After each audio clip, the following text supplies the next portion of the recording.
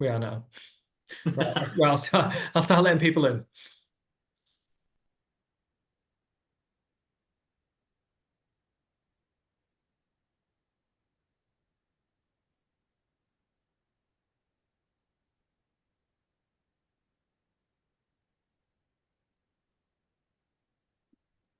And then I'll get ready to go to hospital.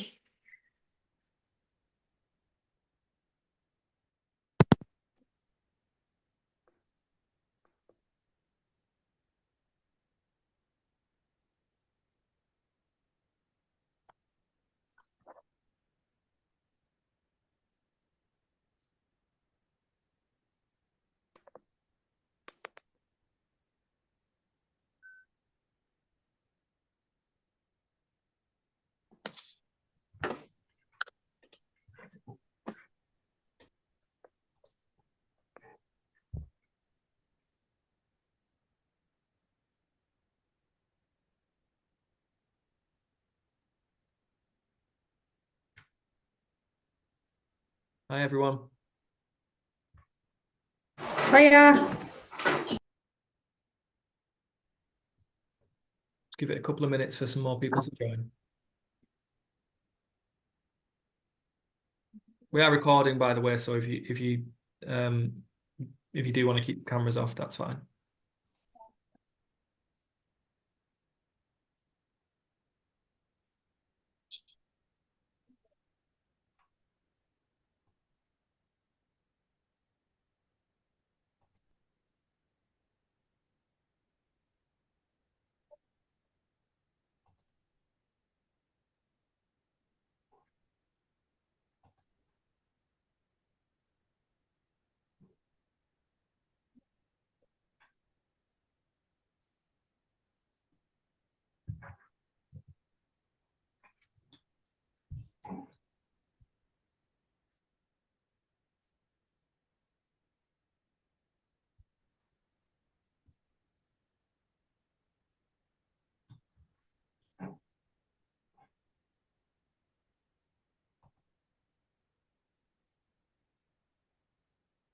Thanks very much, everyone, by the way. Great to see so many people here.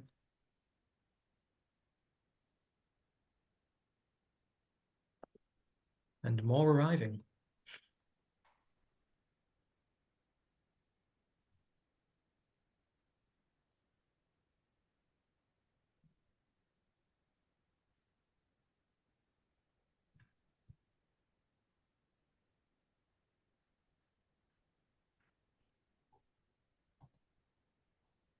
Sometimes you know what they do when they date someone and it's like over like £1,000. They tend to give them a call just to prepare them to say you're going to have a sum of money in your bank account.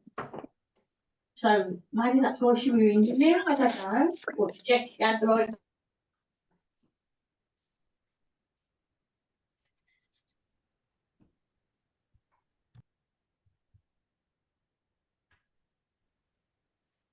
How many are we at, Simon? Do you think we should kick off? I think we're 30, 32.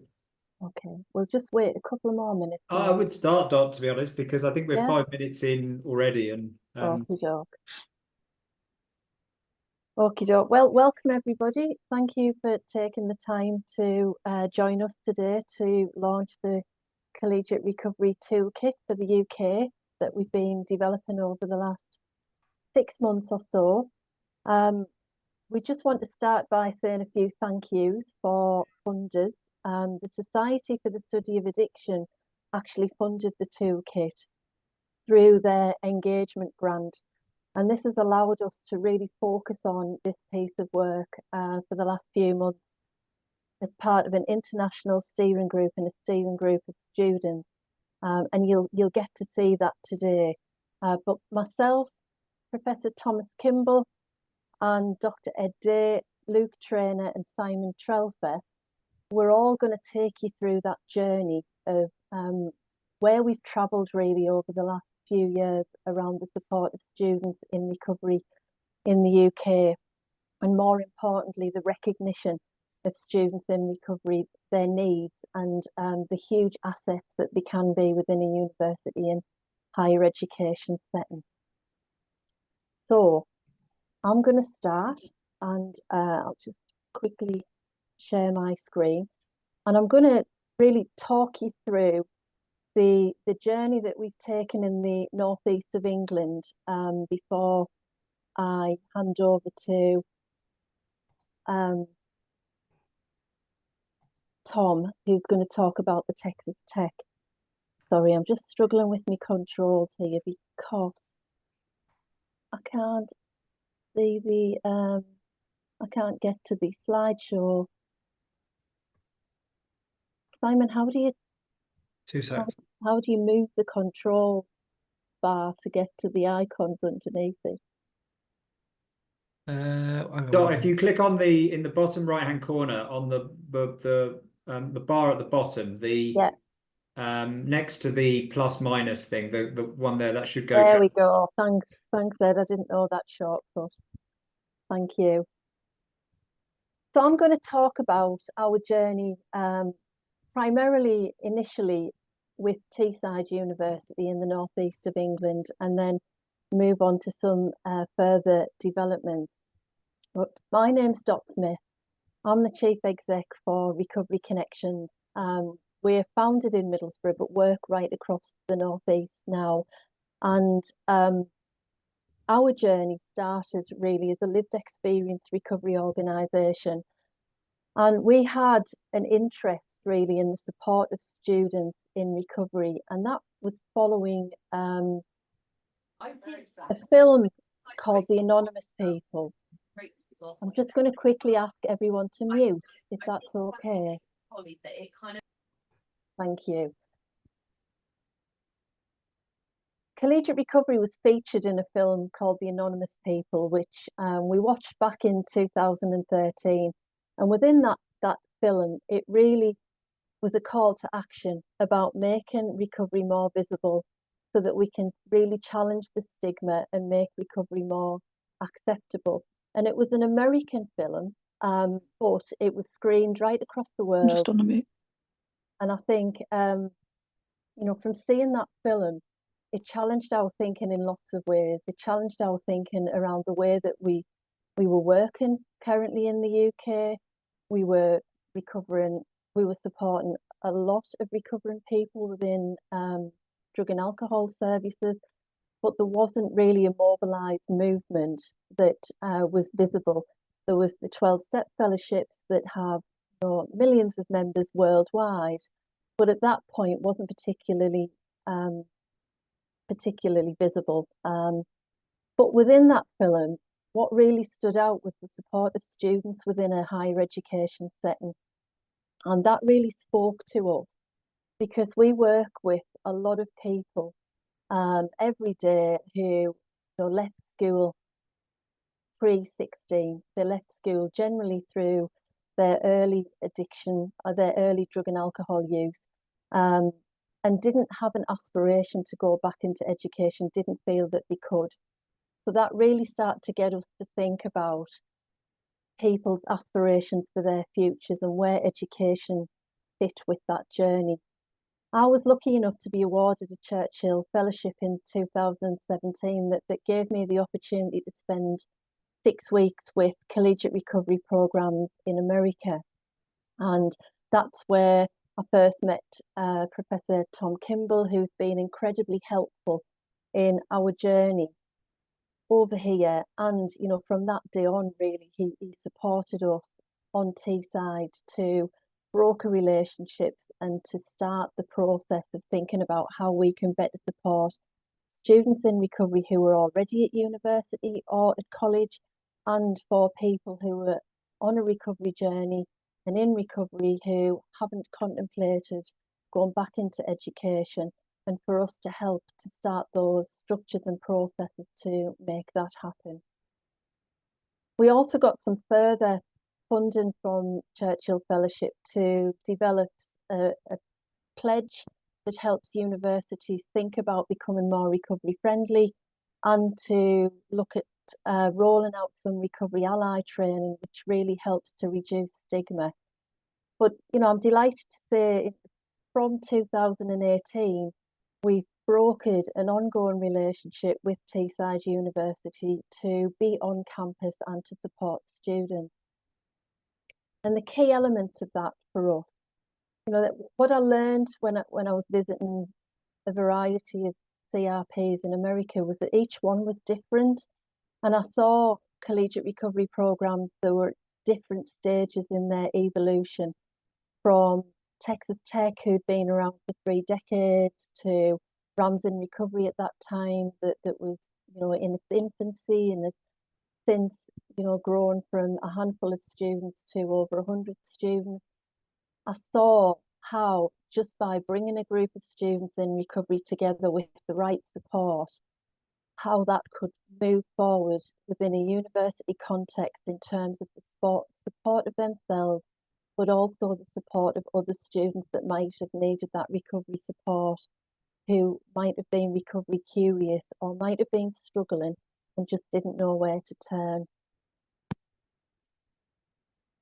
It is centered around connectivity, common purpose, and peer support. You know, the biggest thing that I saw when I visited the different programs was that the commonality was all of them had space. All of them had dedicated space where students could come together in peer support, and they all had a coordinator role that helped them in terms of their academic studies, helped them to navigate life as a student, but equally helped them to socialise as a student within a university context. Because, you know, we recognise that universities and colleges can be an abstinent hostile environment or a recovery hostile environment.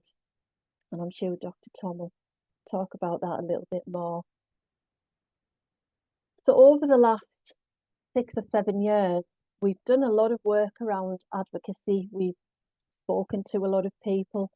You know, we've talked to student unions, we've talked to students, we've spoken at conferences, we've, you know, spoken to senior leaders within universities to just really start to encourage some thinking about why this is an important thing to do and an important thing to consider. Addiction isn't a protected characteristic, so although universities provide a huge amount of support for mental health, there was no specific support for students in recovery.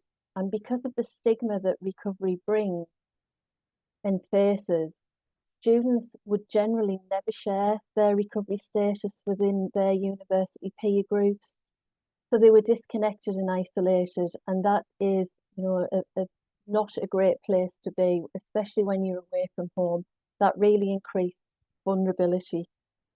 So visibility of recovery on campus and online, we've done a lot of communications over the years about this, really is to help that consideration. And, you know, hopefully a number of you on the call today will go away and continue that consideration of why this is the right thing to do. Students in recovery in a collegiate recovery programme bring a huge amount of benefits to the campus.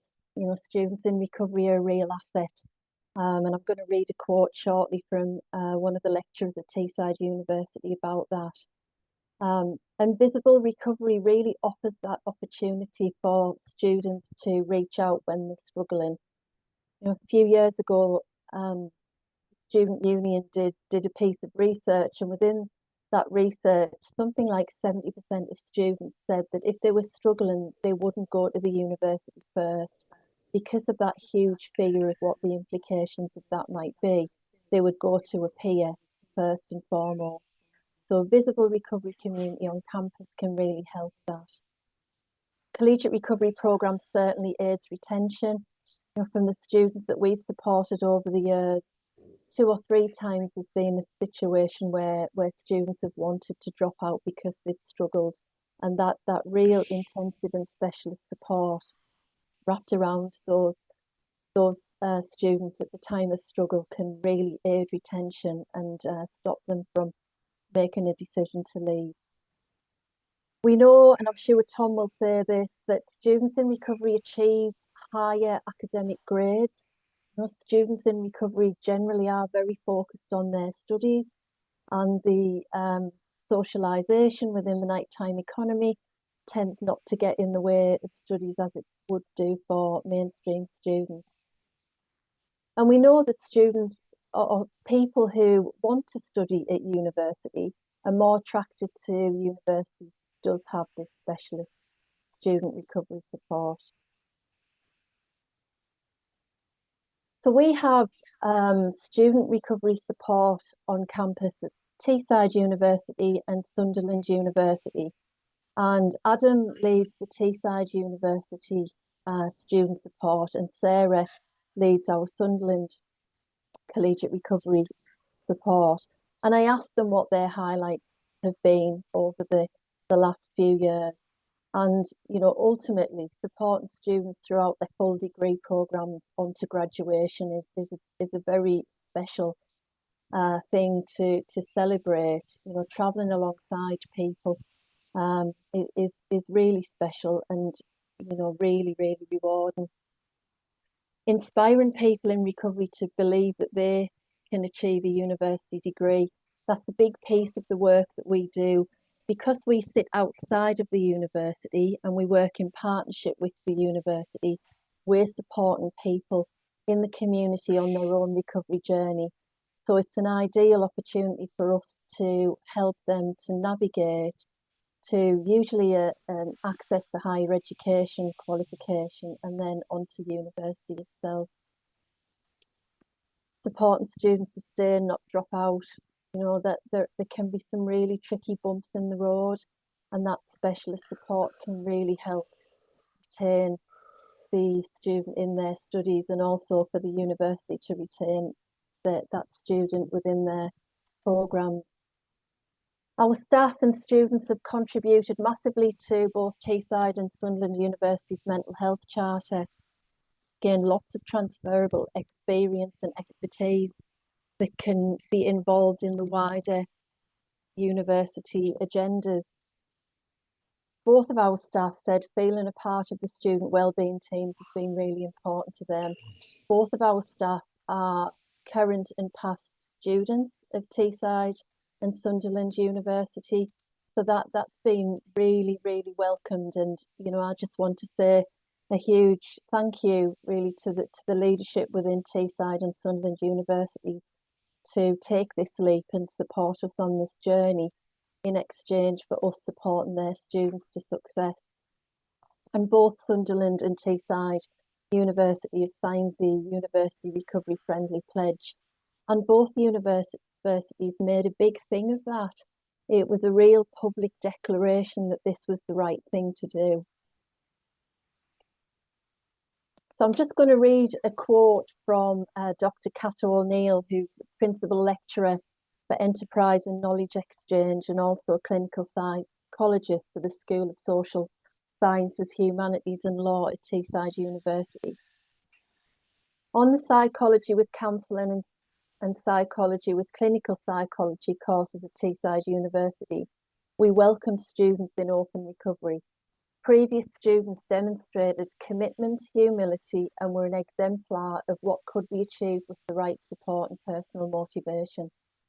Students contributed in meaningful ways to group discussions, sharing their expertise through their links to community organisations and honesty around their lived experience. It was wonderful to see them to go through that journey of growth and learning, and even better to have them back as guest speakers upon graduation to share their knowledge and expertise with others.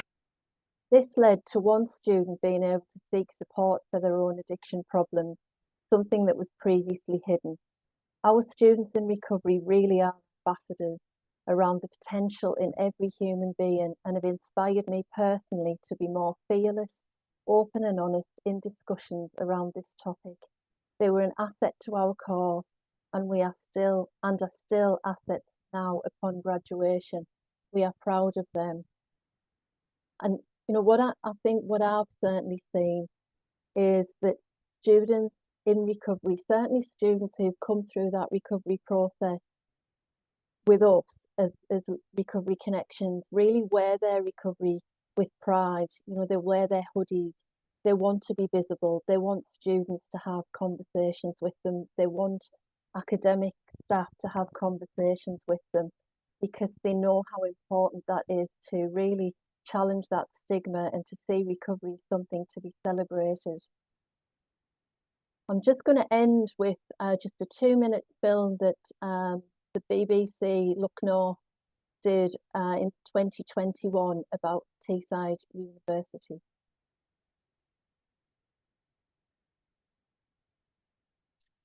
University students affected by addiction are being offered support through a new scheme. A charity called Recovery Connections has partnered with Teesside University for the programme, believed to be the first of its kind in the UK. It brings together students who've already had issues, but also provides help and advice to those worried about others who may have a problem. Lee Johnson reports. This is where I used to sleep rough when I was homeless. It was absolutely filthy. For years, Peter was homeless and addicted to drugs. My mum died when I was 11, and I started using drugs 2 weeks after that. Started smoking weed and drinking alcohol. Found heroin at about 18, 19, crack, and I didn't stop. I couldn't stop. You know, no hope. In and out of prison, hurting my family, hurting myself. It was a nightmare. It was a living nightmare.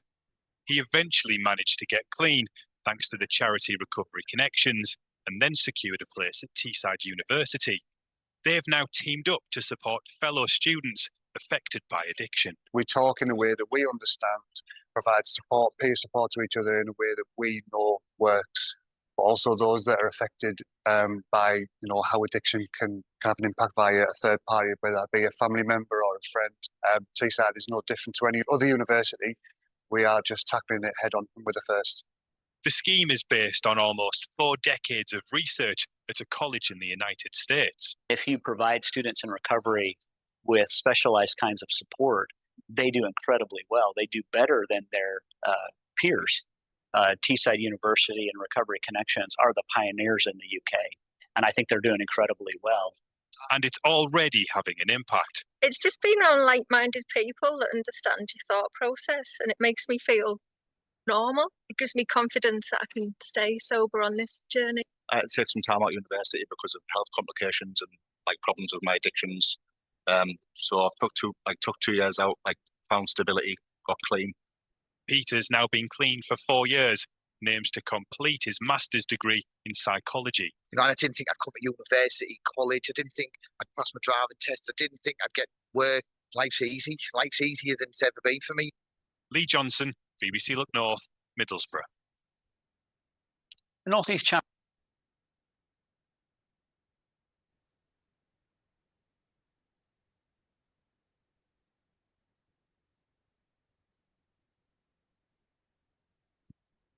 Thank you. I'm now going to hand over to Professor Tom Kimball, who is the Associate Professor, Student Mental Health Recovery and International Recovery Collaborations, to talk about some of the history of collegiate recovery and the success from the United States. Thank you, Dot. Can you all hear me okay? Excellent, excellent. It's my pleasure to be here. I feel so strongly about this. I'm in vacation at Rome, but despite that, I'm so grateful to be here and talk about university support for recovery students. So just as a way of a brief introduction, for many years, I served as director of what's called the Center for Students in Addiction Recovery here at Texas Tech. And so I have overseen these university support systems for many, many years. Just recently, I was asked to be the director of our student mental health community, which is using these same principles to broadly help students with mental health issues. And it's a privilege to be associated with people like Dot Smith and Dr. Ed Day, people like Simon Lee from Sunderland University, and so many others that are pushing forward the supports for students in recovery in the UK and surrounding areas. I can't say enough about Dot and Ed and the people who work with them. And it's just a privilege to know you. University support systems are simply said this way. We bring a group of students in recovery together, and we provide a scaffolding of support for them, overseen by the right kind of administrative support. And programs such as this have been going on in the United States since the late 1980s, Texas Tech being one of the first. And so we have a rich history of making mistakes and improving and doing better, and understanding what students in recovery actually need to thrive on a college campus. Now, I don't know if it's the same in the UK, but universities are laced with alcohol and drug use. Maybe you don't have the same kind of problem that we do, but because of that, being a student in recovery, someone who once had a problem with severe substance use disorder or a behavioral addiction, being on a college campus can be a very hostile place to be when they're trying to stay away from alcohol and drug use and to move forward in productive wellness and activities and academic success. But I will say that with the proper support, students in recovery do incredibly well. So from a handful of university support programs in the late 1980s, we had modest growth through the 90s. And then in 2004 or 2005, the U.S. Department of Education gave us at Texas Tech a grant to produce a curriculum that will be talked about later, a little bit later. But that curriculum was designed to help other universities in the United States create university support for recovery students on their campus. We call those collegiate recovery programs. And when that curriculum was done, we were also given, through private donations, money to help those universities learn how to do collegiate recovery. And we started to help many, many universities in the United States to put collegiate recovery programs or university support for recovery students on their campus. Other situations and circumstances came about where the field began to rapidly grow. And currently we have, well over 300 programs in the United States on university campuses, and probably double that are offering some kind of support for students in recovery. The great thing about university support systems is that they need to kind of grow and be placed in the culture of the university. And so there are these elements that we've discovered over time that are essential elements that will be outlined later on. Simon will outline these in at least the website. Things like, space becomes important, a space for these students to come, a community of students. So the magic of university supports for recovery students is what the students do for each other, overseen again by, I would say, adults in charge, but many of these students in recovery are very much adults. Those of you that work in higher education or in university systems know what I'm talking about. All my students are, feel like my children, even though they're grown adults themselves. We've also done a lot of research on how these students do as far as a variety of different factors. And what we do know is that students who are in university support programs do incredibly well academically. In fact, they do statistically better than their non-recovery counterparts. So students in recovery do better than their peers when it comes to academics, which is, I don't think that's too far of a leap to think that if you're not drinking and you're in recovery, that your marks might be a little bit better than your overall peer that's going to the university. The other thing is that, and this is really important for university administrators to think about that students in recovery also have higher graduation rates and higher retention rates than their peers, which means that these students in recovery are graduating and going on to be, to be professionals within their fields, and they're just retained. And any administrator will tell you that once you get a student on your campus, you really want to keep them. That's an important component. That's an important marker. And students in recovery do that really, really well. I think that one thing that people don't quite understand is the importance of having students in recovery as a support to other students. So these students in recovery become mentors, they become powerful leaders within the campus themselves as people living life free from, engaging in alcohol or other drug use. And they also become, as Dot alluded to, a place where other students who may be struggling can come and talk to peers. It's one thing to think about, someone seeking out, an old guy like me versus going to talk to somebody that has kind of already been there and done that and has embraced a different style of living. And that's a powerful kind of benefit to having a university recovery support program on your campus. The other thing I don't think people understand is that that students in recovery are very powerfully service-based, right? And so the service that students in recovery provide to each other, to the campus itself, and then to the broader community where the university sits, I don't think, I think should be highlighted and understood. So universities really want to recruit and have students in recovery on their campus. Now, sometimes we have to break down that stigma and myth that we're not talking about students that are still active in their addiction. We're talking about students who once had a problem, who now no longer have a problem. And so sometimes when people hear addiction recovery, they misunderstand what that actually means. We're talking about students in recovery from past addictions. The other thing that students in recovery that come through these programs, they become very powerful and grateful alumni. And so we've seen that over many, many years.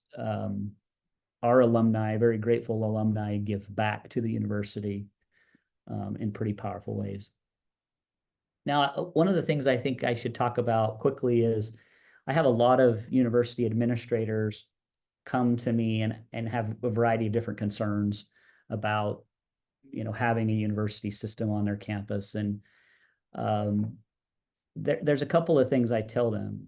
We're all in the business on some level of helping students navigate a university experience or thinking about how to help people that struggle with, or have struggled with substance use disorder or mental health issues.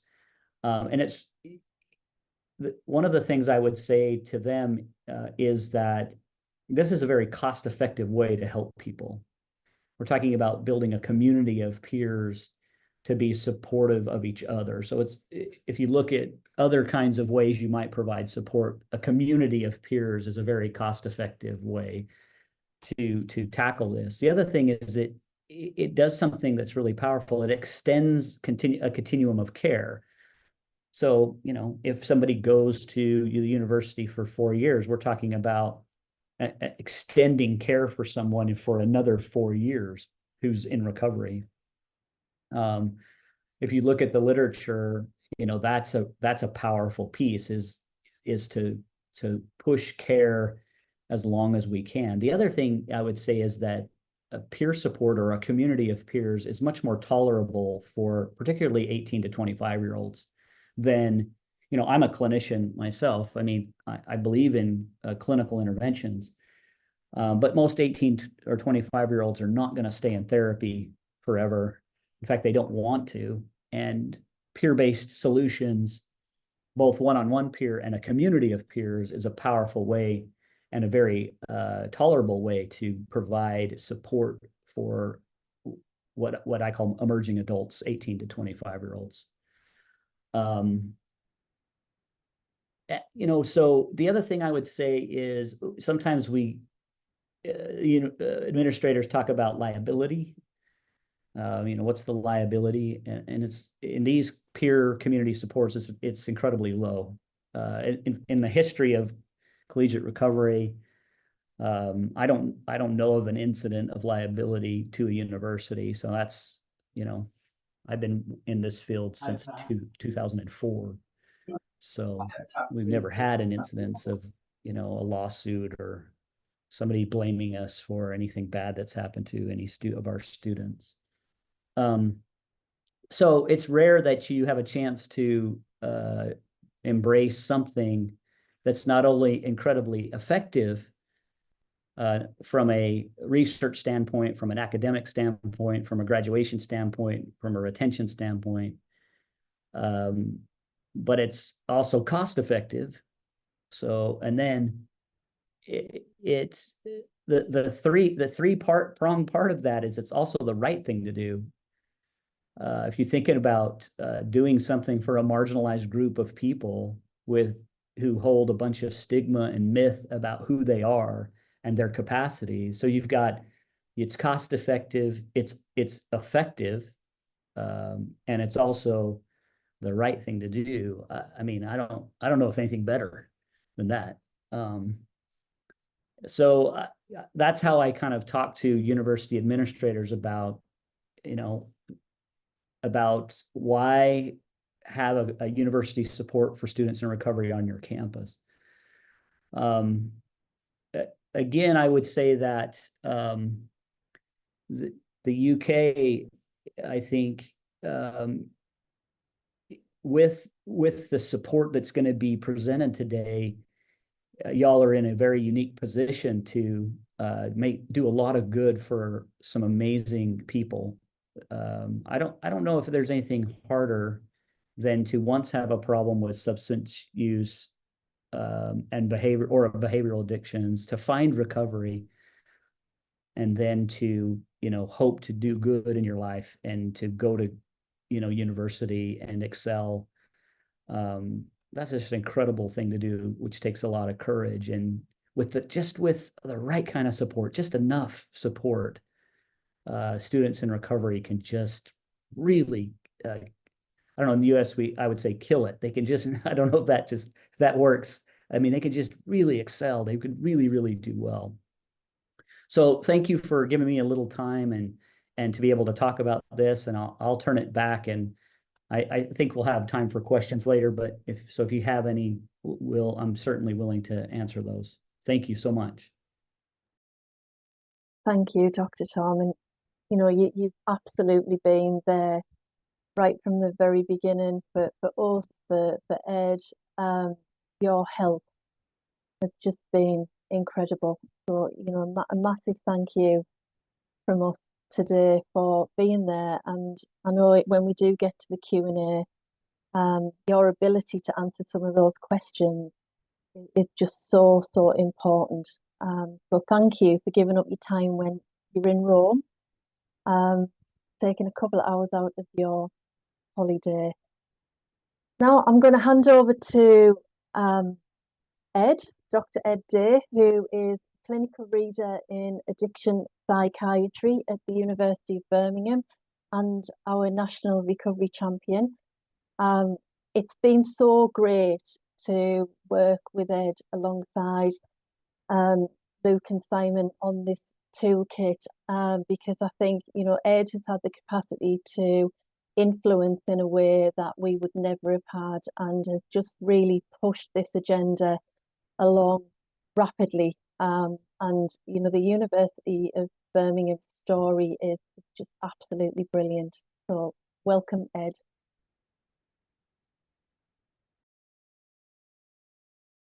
Thank you, Dot. Sorry, lost my unmuting button. So thank you very much for those introductions. I should say, before I say anything about what we've done, all the work we've done has been, I feel like we've been standing on the shoulders of giants, to coin a phrase, because the work that Dot did initially and the work that Tom did before that has paved the way for what I'm going to tell you about in Birmingham.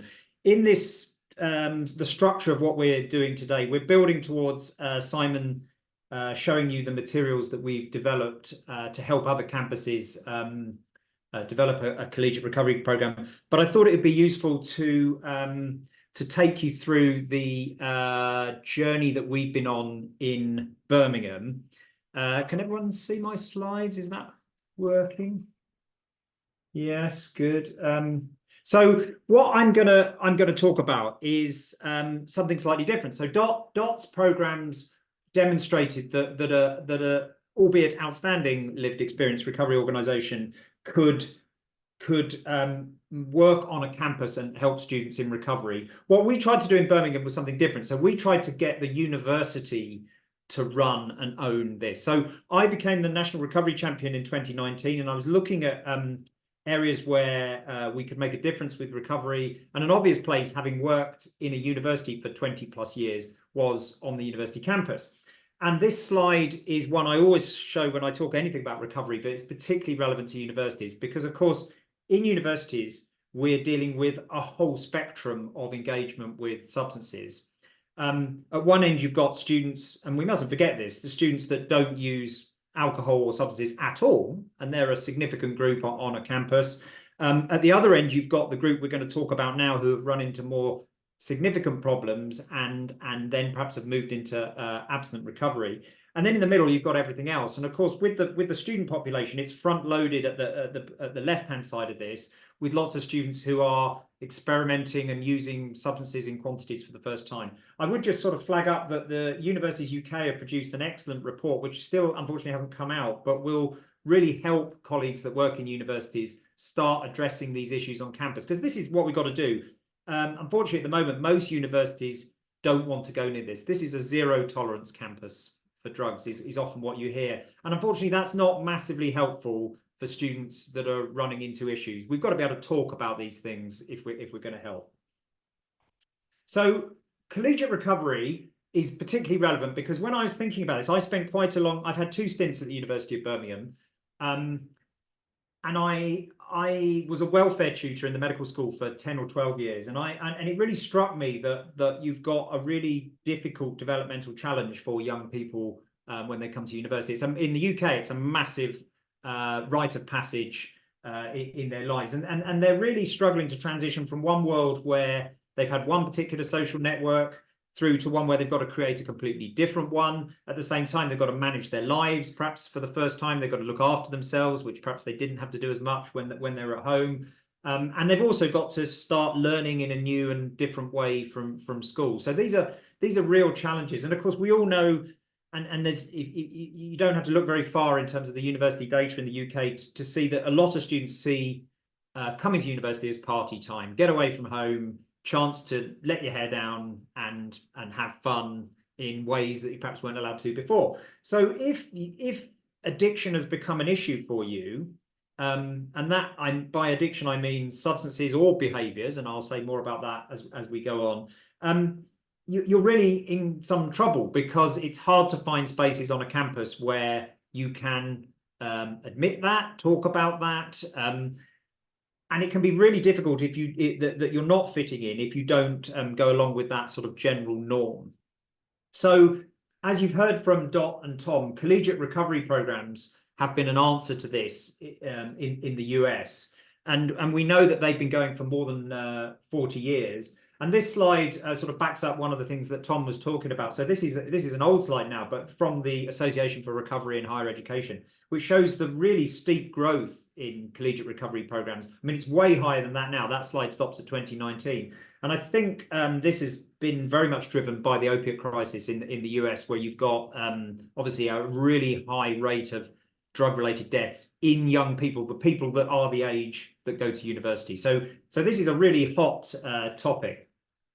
And a collegiate recovery program, just to summarize, is an organized attempt to scaffold a peer support program on campus. And it might have sort of 5 broad elements. So at the heart of it is peer support. So it's arranging things so that students in recovery can help other students in recovery.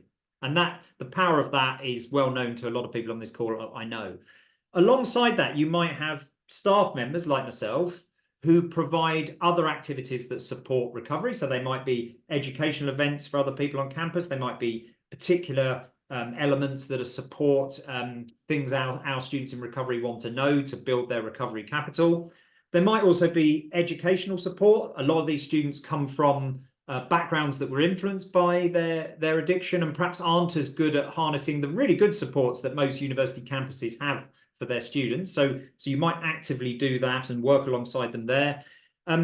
We also, many collegiate recovery programs also support families. So people in recovery have often come from a family of origin where they've been very supported to a different, perhaps a different city, a different part of the country. And so sometimes involving the family in that process can be really helpful.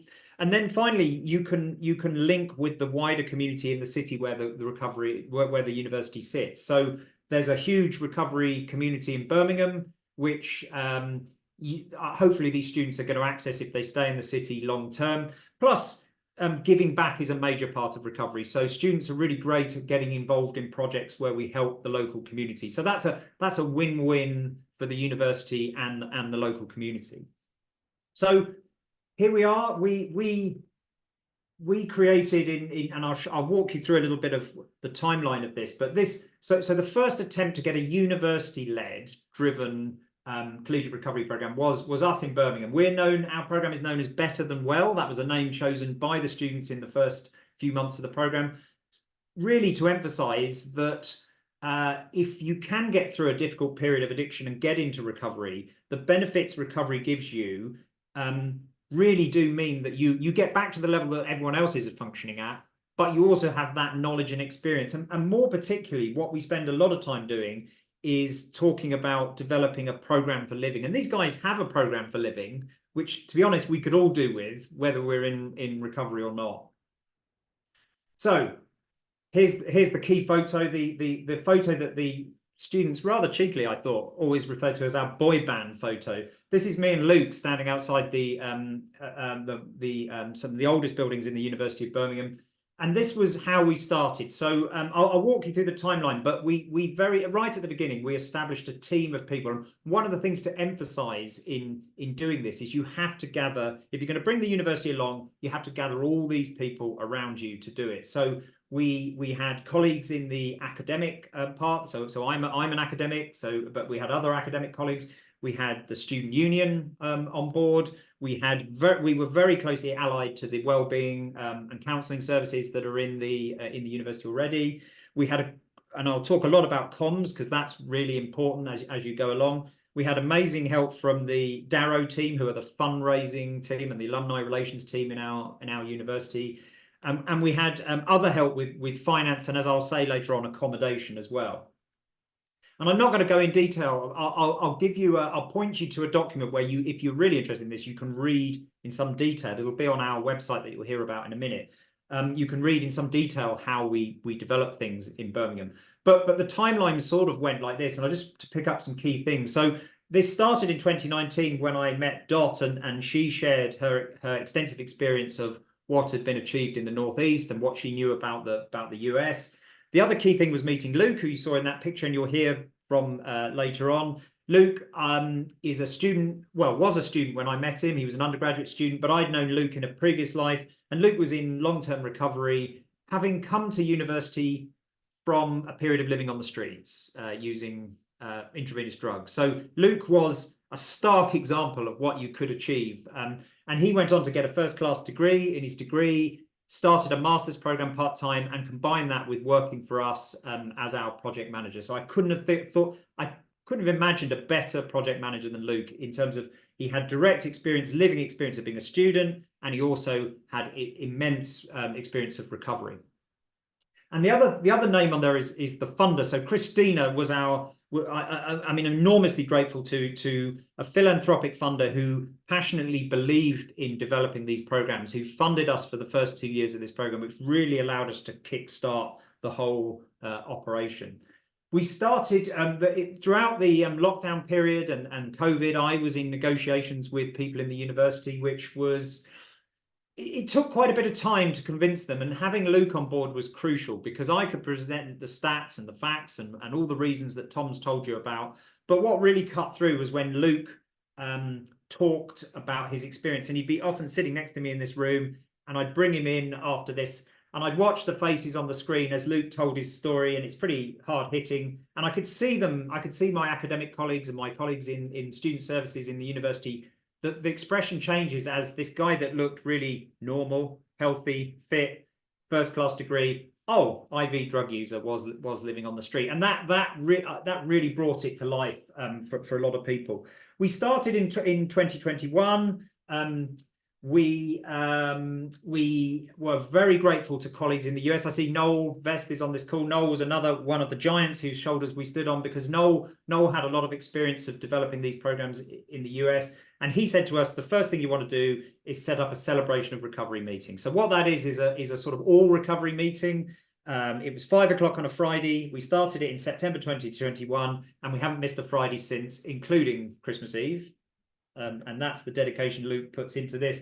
That's a meeting that is both online and in person, and is about any form, but it celebrates any form of recovery. It doesn't matter how you did it, what it was from, the methods you use.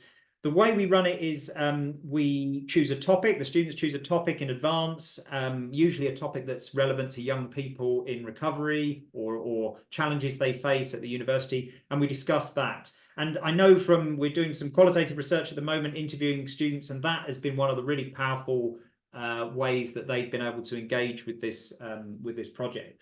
So as we moved on, we started adding other components, which I'll show you in a minute. But one of the things to emphasize is that we really have promoted behavioral addictions as well as the more classical drugs and alcohol, and that has been massive in the university. In early 21, we ran a webinar as part of a university educational project, a big sort of week-long event on campus, and we ran a webinar with about behavioral addictions, and Steve Sharman, another SSA colleague, came along and talked about his work about gambling. We had a session about sex and porn addiction. We talked about our program, and Luke and I were inundated with students contacting us that had seen this or have been present at it and joining the program. We also, and this is, Dot showed you the brilliant Look North report. We had a similar thing. We got contacted by a BBC journalist, and this is the serendipitous sort of nature of developing these things. He was a local journalist, but he created a program, a 3-minute clip about our program, which ended up going on the Today program and the BBC Breakfast News, and it really got a lot of attention. It's not often you get an email at 7:05 in the morning from the Vice Chancellor saying, "I've just heard you on the Today program." I didn't know it was going on there, and he was certainly shocked. But that was a very positive thing. And then we've gradually increased our program, as I'll show you, and we've developed a lot of learning that we might talk about later on in the Q&A part of this session. So this was my grid, my template of what I wanted to achieve in developing this program over 5 years. So it had core elements of the program on the left of the screen, then other things that went alongside it: learning support, educating the rest of the campus, research and development, housing. And you can see from the highlights that this is what we've achieved already. These are all well-established elements of our program, and many of the other things on here are sort of about to come online in the next year. And I mean, the best way of describing these events is to show you pictures of stuff that's gone on, because a lot of our students are quite happy to have their images shared. So some are less happy; they prefer to be anonymous. But we've run lots of events. The turning the clock face in the big iconic clock on the university campus purple for Recovery Month. We've got the obligatory merch. Students love merch, so BTW hoodies in striking pink and other colours are all over the campus. We've run lots of sober social events, so all sorts of different activities that students and friends can take part in, that we fund and support roughly once a month. And then the Reset program is a counselling program that we offer to students that particularly focused on early trauma, that combine both psychological and body-based interventions. So there you've got an example of them using the gym to understand more about the body and how that psychological problems manifest themselves in bodily symptoms. We also are very pleased to we're running it again end of this month, scholarship scheme to send 3 students along with Luke to the Association for Recovery in Higher Education conference in the US. It was in Columbus, Ohio last year. It's in San Diego this year. And those are some of the images. That's Luke at Dr. Bob's house in Akron, Ohio, which obviously has considerable significance. Oh, Noel's in that picture there. So, and then we also had we have a celebration lunch for all our students and our supporters in the university hotel, which was very nice. So these are all part of sort of a regular campus curriculum that we offer the students. I thought I'd flag this up because one of the things we've really found is how hard it is to keep promoting this. I thought this would be straightforward on our university campus. The university is always messaging the students. There'll be no problem there.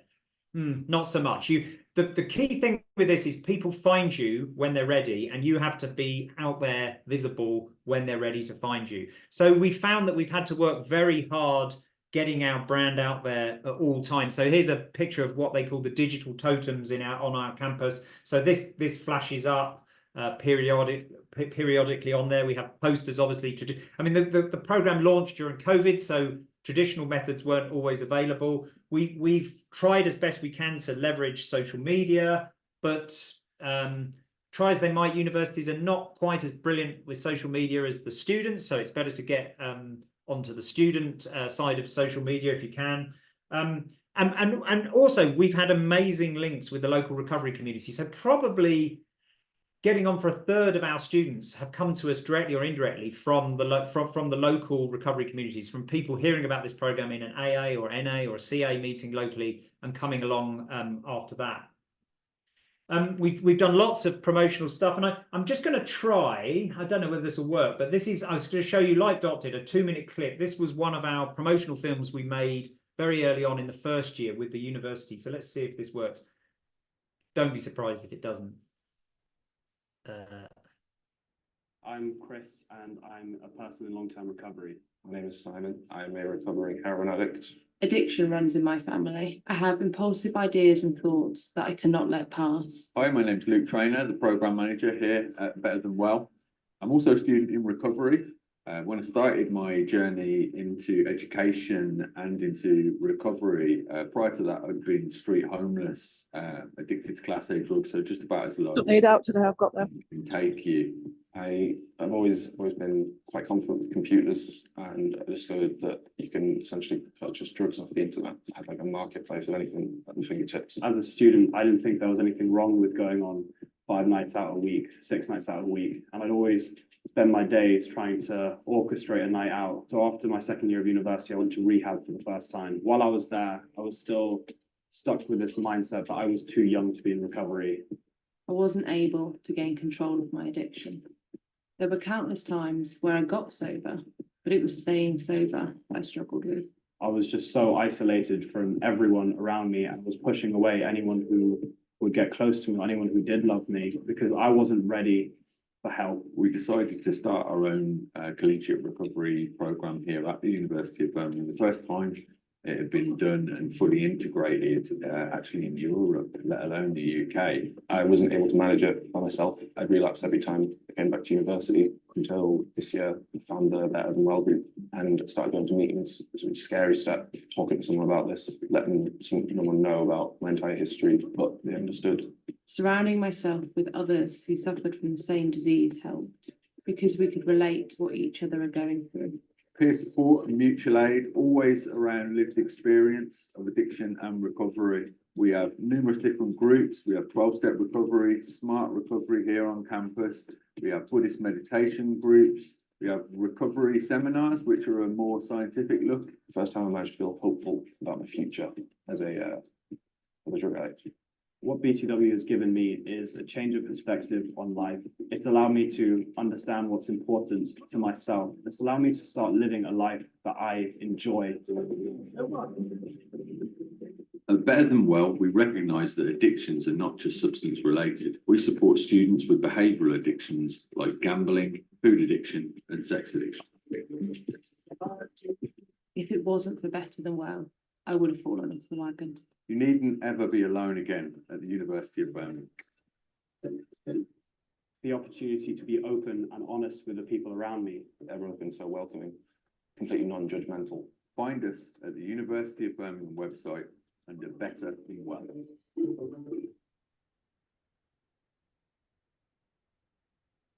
I'm Chris, and I'm long-term recovery. Amen to that. There we go. So that was the where we were at in at the end of the first year. What we've developed since then, and a major thing that came on in 2022 was the opening of a recovery flat. So this was always an ambition, which we weren't ever sure we'd achieve. But thanks to, I have to say, the accommodation services in Birmingham have been absolutely brilliant. I can't imagine a group of people that were more supportive of what we were trying to do. So in this picture, you can see that you've got the university campus from the air. That green bit between the campus and the city is our accommodation area. So it's known as the Vale. It's a huge area with 7,000 students live there in halls of residence. And what we did was get one flat in one of those just routine blocks. It's just in the normal campus-based accommodation, and that is our recovery flat. So that to live there, you have to be abstinent, you have to sign up to abstinence, and you're also supported by both internal group meetings in the flat, supporting each other, but also linking into our program. And so this last academic year, that flat has been full. So all 5 places have been taken in there. And it looks like we'll be opening a second flat next term. So that's been, we can say more about that. That's been a great learning experience. I just wanted to finish up by showing you how our program's developed. So just in terms of the numbers of contacts we have. So this is a little bit out of date now. We're about 100 students have made contact with us over our 3 years, and about half of those are fully engaged. So what I mean by that is they are attending at least one meeting every week, are part of our WhatsApp group, participate in all sorts of other events that we run. And if you look at that community has been about 30 people at any one time as we go along. If you look at the demographics, the one thing I would say that Luke and I constantly think about with this is the sheer diversity of it. It's hard to imagine a more diverse group on any parameter that you could think of that have come forward for this program, which is very encouraging. And if you look, I mean, whether these are meaningful or not, the primary substance that people, or the primary addiction that people talk about, splits rather neatly, a third, a third, a third. So about a third will say alcohol's the primary problem, a third it's drugs, and a third it's behavioural problems. So we really have made contact and reached out to people with a range of problems. The other thing I just wanted to flag up was that this is a point of difference that perhaps you've heard already from Tom and maybe Dot, that the age of our participants, you can see it's kind of a bimodal split. So the majority of them are undergraduates or maybe master students, so sort of in the 18 to 25-year-old group. And then we have some older students doing undergraduate degrees who have come back from a period of active addiction, or PhD students who are perhaps older. But the difference with the US, I think, is that a large number of our group have got into recovery at university and have never had any treatment.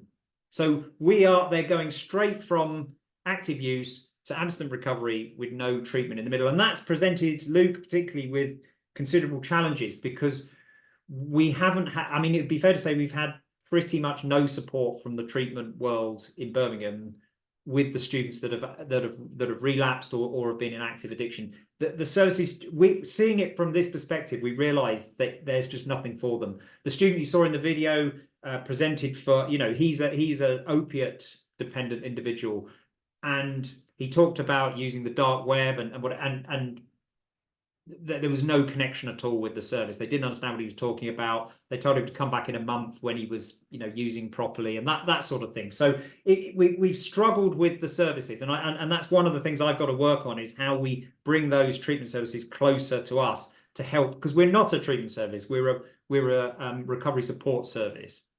But Luke has to bridge a lot of that gap in actual practice.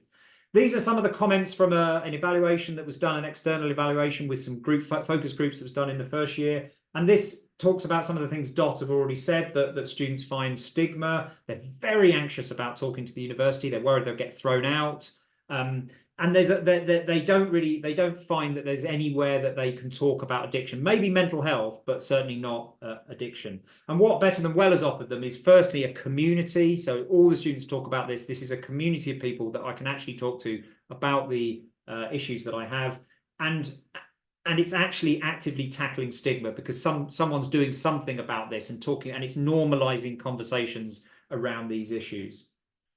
So I'm going to finish there. Final reflections would be just to emphasize that the potential of peer support, as Tom said, for all mental health problems on campus is enormous and untapped at the moment, I think. There's no way that universities or treatment services could provide all the services that students want, particularly post-pandemic on university campuses. But peer support is a really good way of certainly dealing with perhaps the less crisis-focused issues that are there. And it's an incredibly rewarding and powerful thing to do. Luke and I really have realized, I mean, I can honestly say I've worked as an addiction professional for 25 years. I've been a consultant for over 20 years in the NHS in specialist addiction services. And this has been the most rewarding thing I've ever done, because I can see in front of my eyes we are potentially changing the trajectory of the lives of people that would otherwise have washed up in my service in 20 years' time when everything had crashed down. And we really are, I think, I mean, time will tell, but we are making quite a significant difference. And I just can't understand why this hasn't happened before, and to be honest. Students undoubtedly are scared of the university and talking about these issues. We've got to change that. We've also got to overturn this idea that if you decide, for example, to stop drinking, that's social death. No one will talk to you. That's not true. And young people these days are more enlightened about that, but we just need to structure that properly. You can't just focus on recovery if you're doing this, because you will have other problems brought to your door. So we need to think how this fits into that wider spectrum that I showed at the beginning. And really important to emphasize, this isn't just drugs and alcohol. This behavioral addictions are an enormous issue in this generation, and we need to consider it. So if you're interested in these and you want to learn more, it's come out this week. This paper is a summary of our program and our development with some of the information about it. And I'm going to finish with this picture because I love it, to be honest. And this summarizes what we're doing here. And sorry to spare your blushes, Luke. This is Luke on the university campus during the Commonwealth Games in 2022. Birmingham hosted them. The University of Birmingham was asked to select 10 people to carry the Queen's baton through the university as part of the journey. And I was nothing to do with it. They selected Luke because of his inspirational work in this program. And that picture, nothing says recovery to me as much as that picture of Luke's family's in the background there, his kids. And, you know, there's that in a picture is what we're talking about here. So I'll stop there, Dot. Am I handing back to you? I think so. I mean, that was just a massively compelling and uplifting presentation. This is what it's all about, isn't it? We can support people to change their now and change their future for them and their families. It's just an incredible opportunity, and I absolutely agree. I can't understand why this isn't being thought about within the higher education setting for students, no matter their age, when they enter education. So I'm going to hand over to Simon now, who has led this project that was funded by the SSA to develop the toolkit, which hopefully you'll all be inspired to seek out instantly after this webinar and try and put it into practice. And if you have any influence, use that influence to make changes within universities and colleges in your local area. So welcome, Simon Trelfer, our Recovery Connections Communications Lead. Thanks, Doc. Can we all see this page? It's blank, Simon. It's blank. That's fine. That's a good start. So yeah, my name is Simon Trelfer. As Dot said, I've been coordinating and leading on this project since the back end of last year, and I'll just talk you through a bit of that process now before we take a look at what we've created. So Dot's already talked about how the project was funded. My involvement, I suppose, is partly because, as Dot says, I work in marketing and communications. I work for Recovery Connections, which is a lived experience recovery organisation. But I've also got many years experience in marketing, communications, digital media. So the concept of building something from scratch, and we didn't know exactly what it was going to be at the start, wasn't completely unknown to me. So that's been good. And I suppose I should add my sort of unique perspective, given this work, in that I'm not only experienced in that, and I've got a couple of degrees in that line of work. I also know what it's like to be a student in recovery, and I know what it's like to be a student in addiction. Before I graduated, I dropped out of university 3 times already. I rocked up as a mature student, 29 or 30, had another go, and nothing had changed. My drinking and my substance use had not really, actually, it got a lot worse.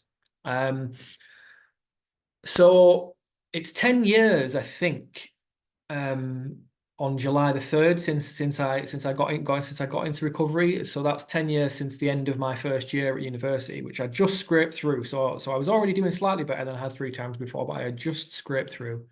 Got my second year, and towards the end of that year, I ended up hospitalized 3 times in a matter of weeks, largely due to, I mean, it was drinking and substance use, and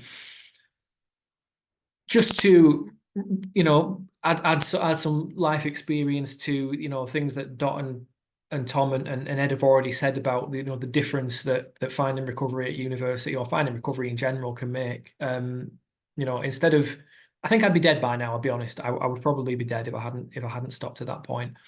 So instead of being dead, 10 years on from finding recovery on July 3rd, 2014, I'm going to be presenting this work in San Diego. And there's not a single aspect of my life that has not been improved by finding recovery at university. The only similarity I found personally between being a student in addiction and a student in recovery is that they were both quite lonely experiences. One much more positive than the other, I must add. But being a student in addiction is isolating wherever you're at. It doesn't matter what life circumstances you have. But being a student in recovery was also quite lonely. I never spoke about it for the next 2 years I was at university, and I did my masters. I never talked about it at university. So I never talked about it with the many friends that I managed to make, especially once I got sober. I think I suddenly became quite popular just because I was more socially active. I was able to do that. Never spoke about it with them. Never fully opened up to the university. It was always packaged up as mental health. So even though life and recovery far better than before, it was still quite a lonely experience. That's the only similarity that I found between the two while at university. So that's why being involved in this project means quite a lot to me. Also leading on the project, or helping to develop it, we had 2 steering groups. One comprised of students already in collegiate recovery programs or interested in collegiate recovery programs, and one of a group of professionals and academics from US, Canada, UK, who really led on this. Really helped me develop this. Both steering groups are fantastic. So the professional steering group helped to take that experience of the many challenges they faced and how they've worked through them, whether in the US, whether in Canada, whether in the UK. Helped keep the language style right, the choice of words, and also helps us to take elements of Texas Tech's long-standing collegiate recovery curriculum, which is the title you see there, the Centre for Students in Recovery Replication Curriculum, and package that into something unique to the UK, but also quite accessible. That document, by the way, since it was first published in 2005, and this is why it's so prominent, really helped to grow the movement even further than it already had over 30 years in the US. So another part of the professional steering group to start with was, what is our mission? What are our values? Now, you don't need to read all that. That is in all the literature and on the website. The students were fantastic for, I think, keeping the project aligned with something that might be engaging with students. I mean, the colour schemes you see in front of you now are nice and fresh and bold. And that was completely student led through these monthly steering groups, and we've also been fantastic at providing what they would see as, this is the ideal way to connect with students on social media. So that's been beneficial. So combining the two, first thing we did, let's create a brand identity, let's create a mission, let's create our taglines. But then the bulk of the work. We took a three-pronged approach, I suppose, in creating something that will be the home of this work. So we started off by deciding we'll have a website, because we can store all that information. It can be shared, it can be discovered at random at times, because, to be fair, there's not many people looking for collegiate recovery as a search item at the moment. Hopefully there will be more following these meetings and as this progresses. So this should really very quickly get to number one on Google, and it should stay there. So the website is where we'll host the information. I'll share the URL for that soon. The toolkit, as Dot and Ed have already alluded to, that's where the key information that you or anyone who is interested in developing this work, that's where you'll find it. And it's comprehensive, but it's also broken down into some really practical bite-sized chunks for you to work through. And I think wherever you are in that journey of setting up, whether you've already had conversations or whether you're speaking to people, and this is quite likely, you may be speaking to people along the way who have no concept of what that is. This is something you could hand to them, just show on your laptop or on your phone, and say, right, this is what it is. This is what we should be doing. And then the final element is an extensive knowledge hub, which is more closely based on the original curriculum. And that is where you'll find a little bit more in terms of step-by-step guidance. And this is guidance that you can refer to over years of developing a program as well. It's not something that you will need to digest within a few weeks. It's a step-by-step process. And this took a long time to put together when it was originally put together in the US. That provides all these key elements, including, Thank evaluation and you, whoever set up. how to grow the program over Thank time. you. We'll see. I mean, if anyone comes, Just a we'll minute more. thanks so much. Yeah, thank you.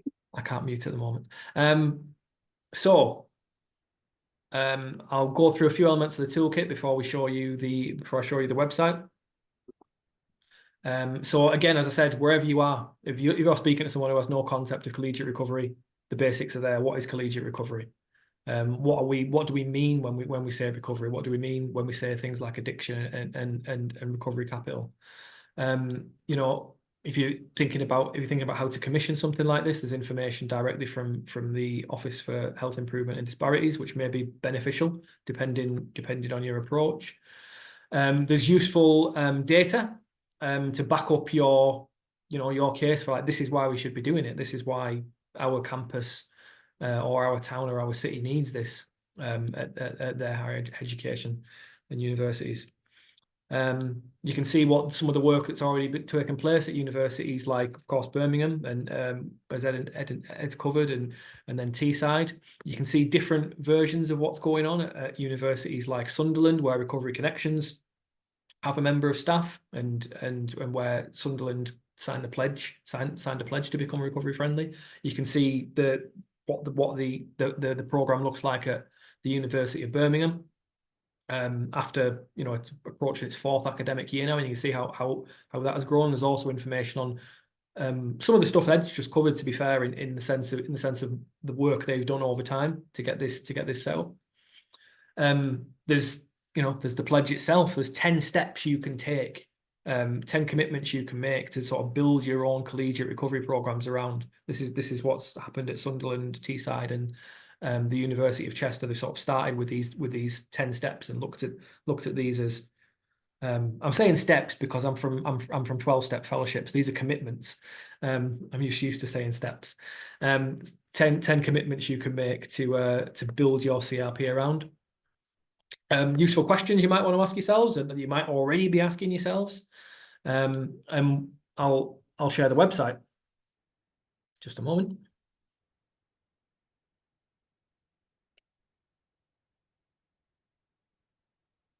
So this is what we created.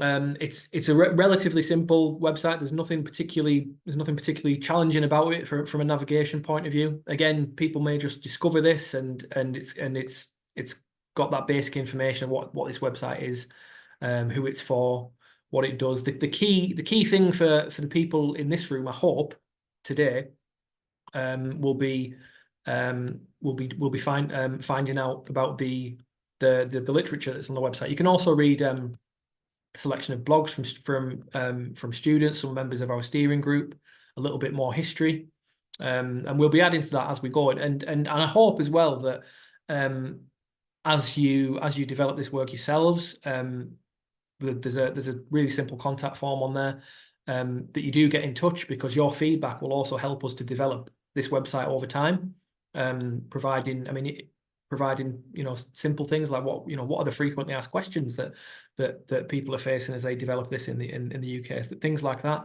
So you can certainly contribute to the growth of this website over time. There are many places on the website where you'll be able to join and access the materials. Registration is very simple.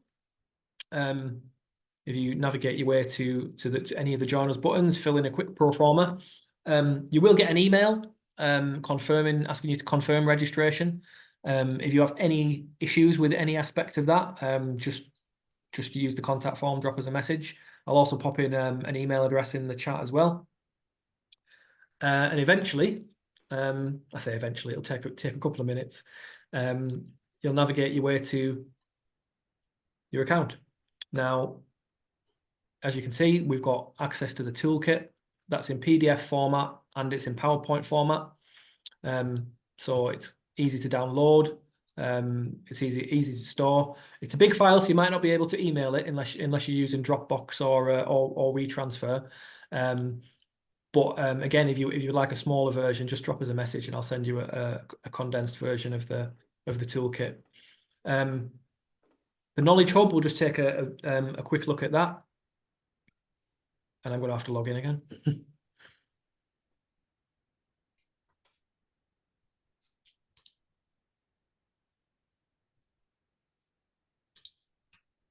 So the Knowledge Hub there's more detail in here. I would certainly start with the toolkit. That's where you'll find the key condensed information, and that's the best place to start, because as you work through that, or even just read through that, you'll be able to see maybe where your own potential of a CRP fits in, of a collegiate recovery program, I should say, if it fits in to the information within the toolkit.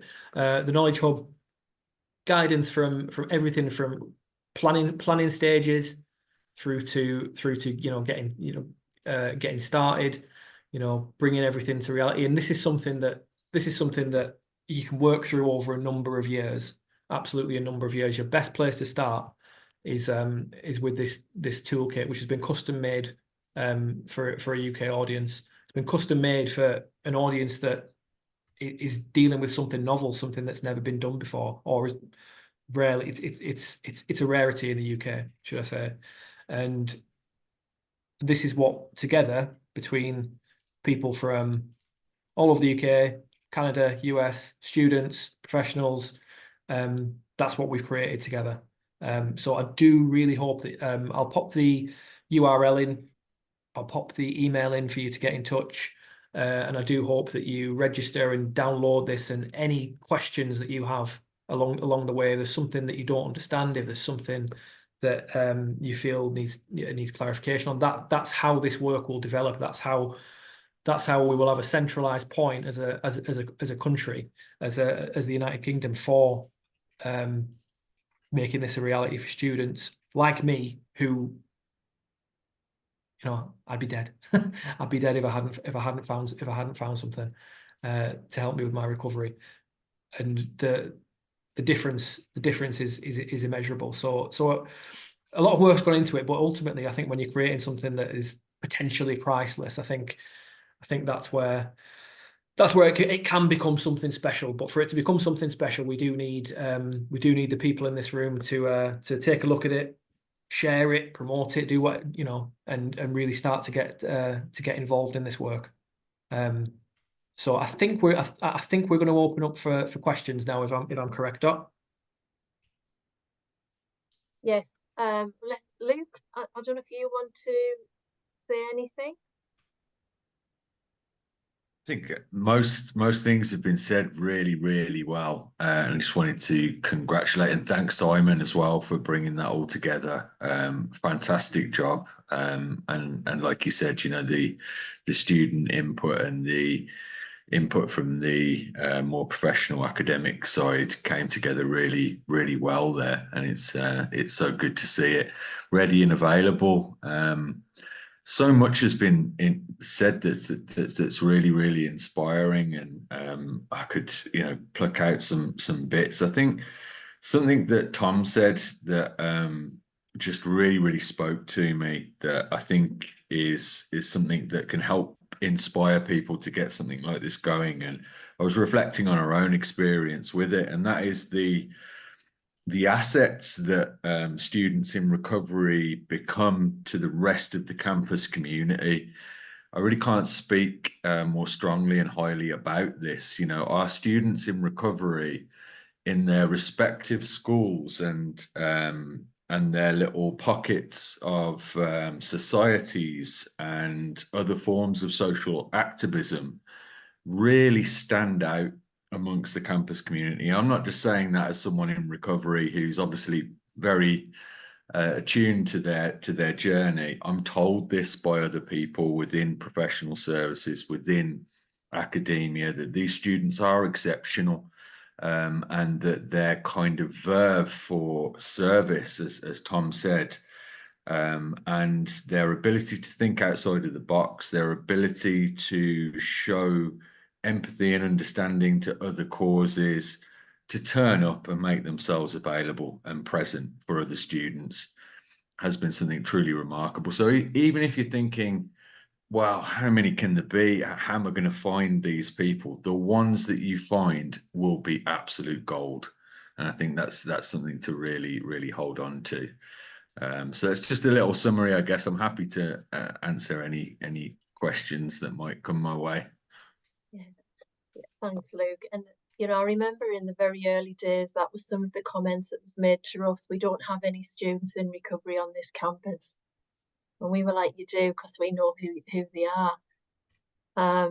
So, you know, there's many students living without identifying themselves on university campuses, and it is just about finding them or giving them an opportunity to find us. That's also important, the visibility. So it's just on that point, Simon flashed it up there, that our best estimates from the data that we've got, if you have a campus with 20,000 students on, which would be an average size one in the UK, you've probably got somewhere between 1,000 and 3,000 students who have overcome a problem with drugs, alcohol, or behaviours to different degrees. So that's a lot of people. That is a lot of people, and I don't think we've barely scratched the surface. I think there are a lot more people out there who just haven't come forward yet, perhaps haven't heard, perhaps not ready, feel comfortable. Yeah. But as we change the narrative, that will happen, I think.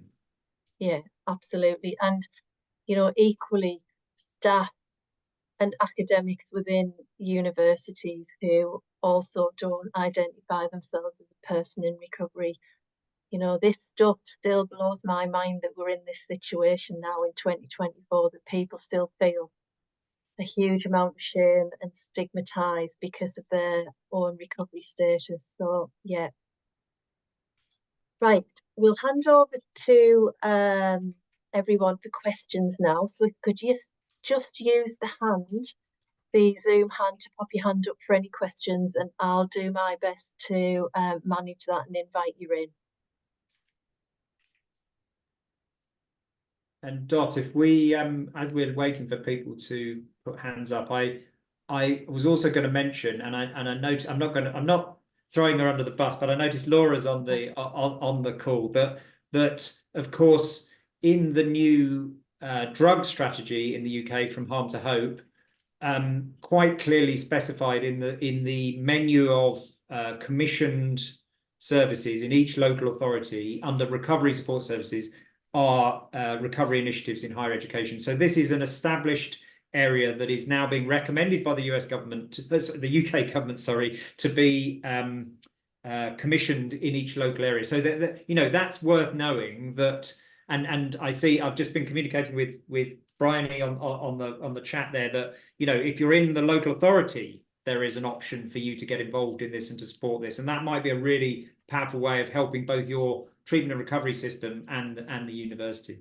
Yeah, thanks, Ed. And, you know, actually, that's how we're funded for Sunderland University and Teesside University. It's part of the public health grant that we get to deliver recovery support. We've had a mixture of funding. We also were funded by the Credo Foundation in the